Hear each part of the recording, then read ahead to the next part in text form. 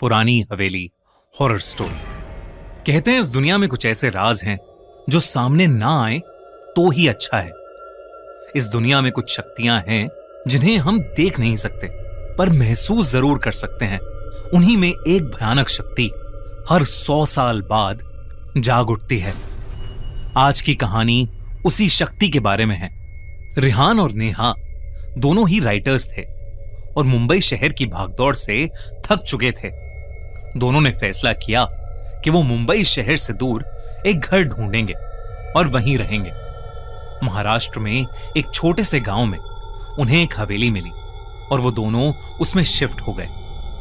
हवेली पुरानी थी लेकिन बेहद खूबसूरत। हवेली के मालिक की मौत हो गई थी और तब से वो खाली पड़ी थी, इसलिए वो उन्हें सस्ते में मिल गई। सब कुछ अच्छा था, पर एक दिन जब रियान अपना पुराना सामान अनपैक कर रहा था तब उसे बेसमेंट से एक आवाज आई। उसने बेसमेंट का दरवाजा खोला तो उसमें एक पुरानी रॉकिंग चेयर पड़ी थी जो बार बार एक बड़े से संदूक पर अपने आप गिरे जा रही थी। वो संदूक बहुत पुराना था और उस पर जंग लगा ताला भी था। रियान को ऐसा लग रहा था जैसे उस संदूक के अंदर से कुछ हिल रहा है। रिहान ने उस संदूक पर लगे ताले को तोड़ दिया। जब उसने वो संदूक खोला तो अचानक उसे एक ठंडी हवा महसूस हुई। उसके अंदर लाल कपड़े में लिपटी एक गुड़िया थी जिसके नीचे एक किताब पड़ी थी और उसके कुछ पेजेस फटे हुए थे। उन पेजेस पर लिखा था, त्रिगोरी, छूना मत। ये गुड़िया आत्माओं को आकर्षित करती है। पर रियान खुद को रोक नहीं पाया। उसने उस गुड़िया से वो लाल कपड़ा थोड़ा सा हटाया। गुड़िया की आंखें सफेद थीं और शरीर काला। उस गुड़िया में कुछ अजीब सी बात थी, इतनी कि रिहान उस गुड़िया समेत उस संदूक को ऊपर अपने स्टडी रूम में ले गया। लेकिन इस घटना के तुरंत बाद रिहान की जिंदगी पूरी तरह से बदल गई। रिहान को पूरी रात अजीब सी आवाजें आती रहीं, जैसे कोई दर्द में चीख रहा है, उसे बुला रहा है। लेकिन जब जब वो आंख खोलता तो कमरे में उसके और उसकी वाइफ नेहा के अलावा कोई नहीं होता। एक बार रियान अपनी स्टडी में बैठा कुछ लिख रहा था कि अचानक ही कमरे की सारी लाइट्स फ्लिकर करने लगीं और कुछ ही सेकंड्स में कमरे की सारी लाइट्स और बल्ब एकदम से फट गए। तभी उसे घर के बाहर किसी के जोर से चिल्लाने की आवाज आई। उसने बाहर जाकर देखा तो वहां एक काली बिल्ली बेरहमी से मरी पड़ी थी। उस दिन के बाद से रियान को हर वक्त ऐसा महसूस होने लगा था कि उनके घर में कोई और भी है। वो बेसमेंट की रॉकिंग चेयर सारा टाइम अपने आप ही हिलती रहती। हर समय रियान को चीखें सुनाई देती। उसे रात के अंधेरे में घर के अंदर मरे हुए लोगों के चेहरे भी दिखने लगे थे। वो चेहरे बेहद डरावने होते थे, लेकिन पल भर में उसकी आंखों के सामने से गायब हो जाते थे। रिहान को कुछ समझ नहीं आ रहा था, इसलिए उसने ये सारी बातें नेहा को बताईं। लेकिन नेहा को उसकी बातों पर विश्वास नहीं हो रहा था। रिहान ने फैसला किया कि वो संदूक से मिली उस किताब को पढ़कर त्रिगोरी से जुड़ा राज जानने की कोशिश करेगा। रिहान सारा टाइम उस गुड़िया और उन पन्नों को पकड़कर उन्हें डिकोड करने में लगा रहता। रिहान इतना पागल हो चुका था कि वो खुद घर के आसपास के लोगों से त्रिगोरी के बारे में पूछने लगा और तब उसे किसी ने एक पंडित के पास भेजा। जब वो उस पंडित से मिला तो उस पंडित ने रिहान को कुछ ऐसा बताया जिसे सुनकर रिहान के रोंगटे खड़े हो गए।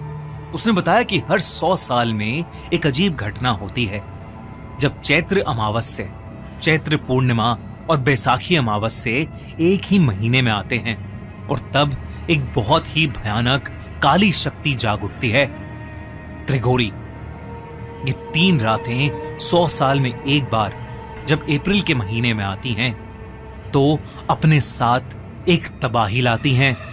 1 अप्रैल चैत्री अमावस्या से लेकर 30 अप्रैल यानी बैसाखी अमावस्या तक अप्रैल शताब्दी का सबसे खतरनाक महीना बन जाता है और इस पूरे महीने को कहते हैं काल त्रिगोरी। त्रिगोरी अपने साथ एक ऐसा कहर लाता है जो सब कुछ बर्बाद कर सकता है।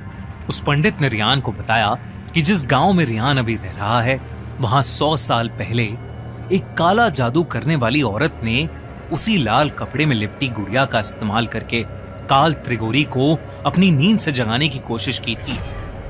और तब एक ही रात में पूरा का पूरा 500 लोगों का गांव मारा गया था और आसपास के सारे गांव में ऐसी बीमारियां फैलने लगीं जिसने कई लोगों की जिंदगी बर्बाद कर दी। ये सब सुनकर रिहान ने उसी पंडित से मदद मांगी। उस पंडित ने रिहान को 2 काली बिल्लियां दी और कहा कि वो अगले 2 दिन में उसके घर आएगा और त्रिगोरी को शांत करेगा।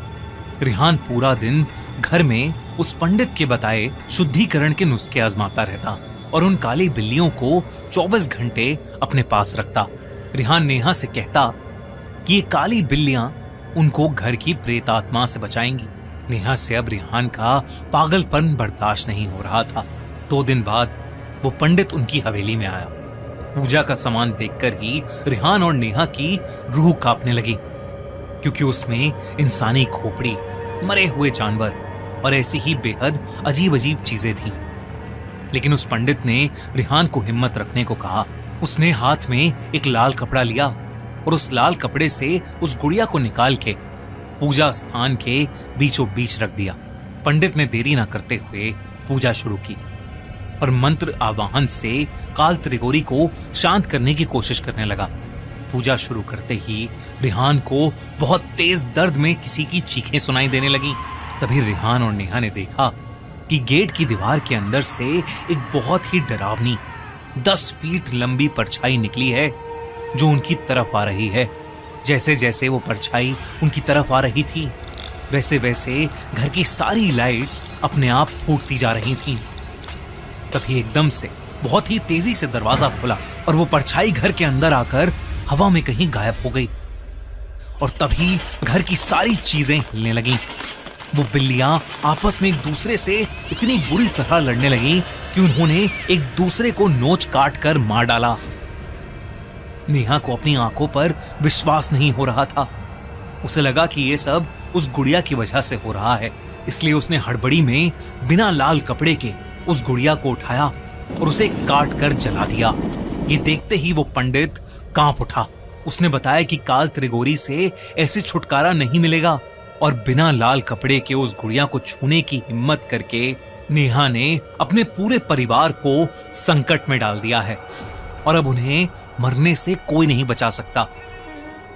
वो पंडित पूजा को बीच में छोड़कर ही घर से जाने लगा। रिहान उस पंडित से मदद की भीख मांगता रहा, लेकिन वो पंडित इतना घबराया हुआ था कि उसने कुछ नहीं सुना और वो वहां से चला गया।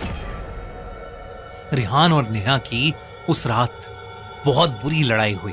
रिहान उस पूरी रात सो नहीं पाया क्योंकि उसे बार बार वही 10 फीट लंबी परछाई दिख रही थी जो धीरे धीरे और ज्यादा डरावनी होती जा रही थी। अगली सुबह उसे नेहा की चिल्लाने की आवाज आई। वो उसके पास पहुंचा। तब नेहा ने बताया कि पिछली रात उसके माँ बाप के घर में आग लग गई और उसकी पूरी फैमिली उस फायर एक्सीडेंट में मारी गई।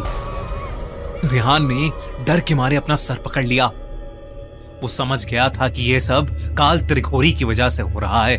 कुछ ही देर में उसे एक और खबर मिली। जो पंडित उनके घर पूजा करने आया था, उसे भी किसी ने जंगल में बेरहमी से मारकर छोड़ दिया था। अब रिहान को कुछ समझ नहीं आ रहा था कि वो क्या करे।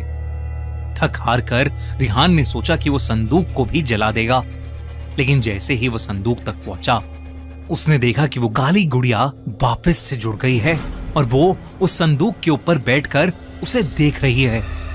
तभी फिर से उसे नेहा के चिल्लाने की आवाज आई।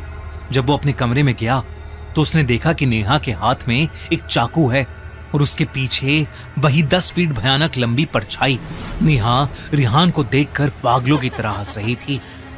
इससे पहले कि वो कुछ समझ पाता, नेहा उसकी तरफ भागी। गांव वालों को कई देर तक उन दोनों के चिल्लाने की आवाजें आईं। जब वो लोग उनकी मदद करने पहुंचे तो उन्होंने देखा कि हवेली खुली पड़ी है और हवेली की सारी दीवारों पर खून से काल त्रिगोरी लिखा है। जब गांव वाले हवेली की बेसमेंट में गए तो उनके रोंगटे खड़े हो गए, क्योंकि वो दोनों पति पत्नी घर की बेसमेंट में बेजान पड़े थे। पुलिस की इन्वेस्टिगेशन में उन्हें रियान के स्टडी टेबल पर उसकी डायरी मिली, जिसमें उसने पिछले कुछ दिनों में जो कुछ भी उनके साथ हो रहा था वो सब लिखा था। लेकिन जब पुलिस ने पूरा घर छाना तो उन्हें वहां ना ही कोई संदूक मिला और ना ही कोई गुड़िया। बस दीवारों पर बड़े बड़े खून से लिखे हुए 2 शब्द, काल त्रिघोरी। दोस्तों, आपको क्या लगता है कि क्या है काल त्रिघोरी का रहस्य, और क्या होगा जब वो 100 साल बाद वापस जागेगा? अगर आपको इस इंडियन फोकलोर लेजेंड और राज के बारे में जानना है तो देखिए नई